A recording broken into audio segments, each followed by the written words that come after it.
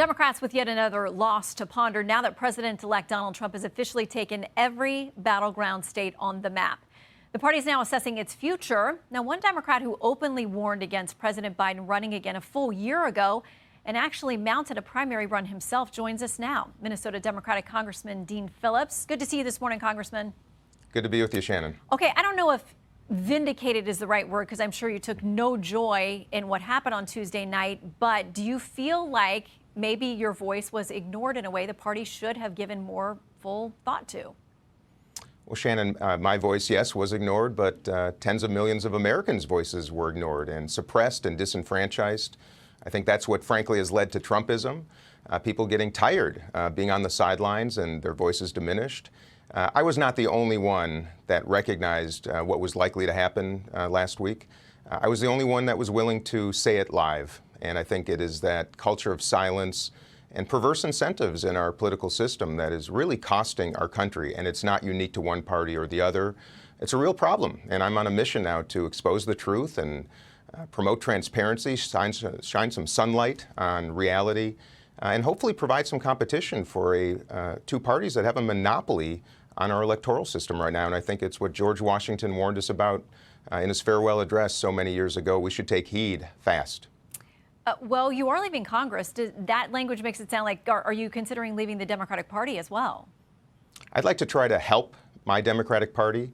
I think the values and principles that have been the foundation of the Democratic Party now for some generations are important. I think America needs a thoughtful, principled, strong progressive party and conservative party.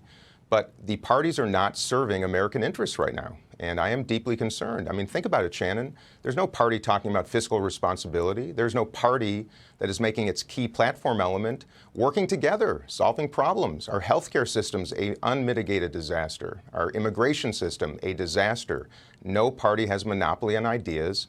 And I'm one of those getting sick and tired of it, trying to represent what I call the exhausted majority, center-right, center-left Americans who deserve better. But Congress can't fix this. President Trump, President Biden cannot fix this.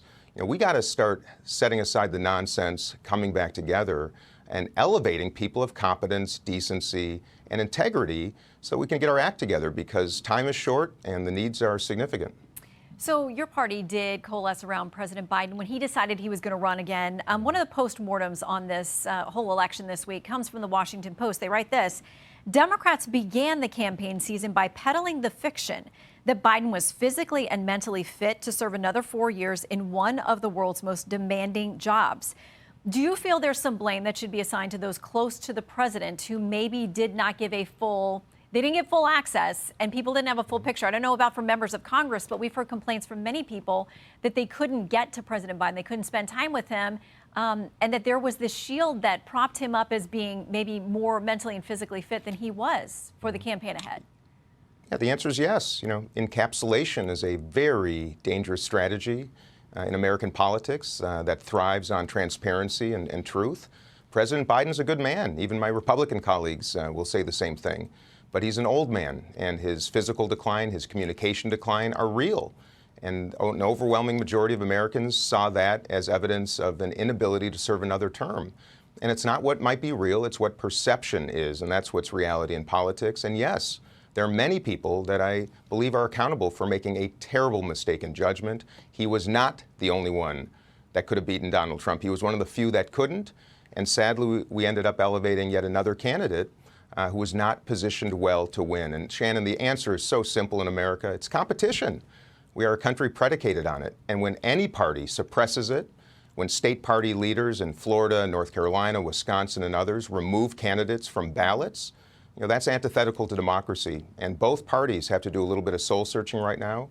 My friends on the Republican side, my friend Byron Donald, they've got a big responsibility, my Republican colleagues, coming up in the next 4 years to hold this president accountable and ensure that the Constitution comes first. And I hope they're up to the task. And I just want both parties to do some soul searching, leadership on both sides to prioritize problem solving and demonstrate that democracy still works, because there are a lot of people around the world, leaders in Russia, China, North Korea, Iran, that are looking to us to fail. And the answer lies with all of us, not our leaders in Congress or the White House. And I'll call to action once more, all of us have got to stop the nonsense and prioritize competency and decency. And I'm going to do my very best to inspire it. So in the more immediate future, Democrats are doing sort of an autopsy on what happened in that shellacking on Tuesday night. You've said in recent days the party has, quote, good product and terrible packaging and distribution. But here's what Maureen Dowd writes about Democrats. She says the party embraced a worldview of hyper-political correctness, condescension, and cancellation. They have to begin avoiding extreme policies that alienate many Americans who would otherwise be drawn to the party. You've acknowledged that there are some positions the left flank of your party have taken that have alienated millions and millions of Americans. So is it more about the policy, the content, or is it about the messaging?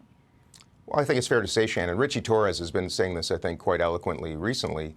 You know, the elements of the far left of the Democratic Party, far right of the Republican Party, should be disenfranchised because they do not represent America. But those elements cast a shadow on both sides of the aisle. I think that's true. But if you look at some of the ballot measures just in this last election, Florida voting overwhelmingly to protect women's reproductive rights, Missouri voting to... Wait a minute, but Florida did not, just to be clear, Florida did not approve that the measure that would have expanded abortion access there potentially. Shannon, I said an overwhelming majority of Floridian voters because they had to get to 60% there. No, but they didn't get to 60. But a majority of Floridians voted to protect women's reproductive rights, yet they voted for a candidate who is opposed to them. Missouri, raising the minimum wage, paid family leave. Alaska. You look around the country, a lot of red states were favoring Democratic policy. So I would argue, yes, our product is not the real problem. Our packaging, our messengers, and our distribution is a real problem. And I think it's fair to say, if you ask people what the Democratic brand stands for right now, it's real complicated. And that's a real important problem right now, that we have to articulate what we stand for. And again, solving problems, that is the issue that no one, no party, no leader right now is really addressing. And we have a political system, Shannon, that really has incentives that actually are working against us. And the corruption has to be addressed because we've legalized it in this country. Both parties are subject to it. And I'm going to start telling a lot of truths here in the coming months and years. Okay, well, you can always tell them here on Fox News Sunday if you've got anything that you'd like to share, like to say. I want to play something from David Axelrod, who said this early Wednesday as it became clear that President Trump was going to be reelected, about partially at least what he thinks happened. There were appeals to racism in this campaign, and there is racial bias in this country, and there is sexism in this country. And anybody who thinks that that did not in any way impact on the outcome of this race is wrong. But you know the numbers. President Trump improved his numbers with women, with black voters, with Latino voters. The radio host Charlemagne is out there saying that people voted for him because they wanted to feel safer, they wanted to feel better about their economics. And he's one of those who's warning against Democrats simply saying sexism, racism, and the country got it wrong. And that's why they picked this man to be their president again. Well, if that becomes our primary focus, we're going to lose perpetually, because that's exactly, I think, what we've done wrong. We've used condemnation of Donald Trump versus invitation to Donald Trump supporters. I've never known any industry, political or professional, in which a strategy of condemnation works better than invitation. So there you have it. It's really true. And by the way, listening, traveling the country and simply listening to people is the easiest recipe for success. And I encourage my colleagues, Democrats particularly, to get out into rural America and sit with people, listen to them, have a cup of coffee, and understand they're not racist, they're not bigots, they're not anti-Semites. They simply want what all of us want, security and safety and opportunity, and a sense of some American unity as well, and get rid of imposition. I think both parties have a lot to learn on that subject right now, and we are desperate for leadership that will do so. I'm not certain it's going to come in the next 4 years for obvious reasons, but hopefully we'll see our better angels rise in the next election. Well, if for you that means venturing into a third party, and there were certainly strong conversations about that this time around that didn't quite take hold, but whatever the future is, Congressman, keep us abreast. We'd like to know.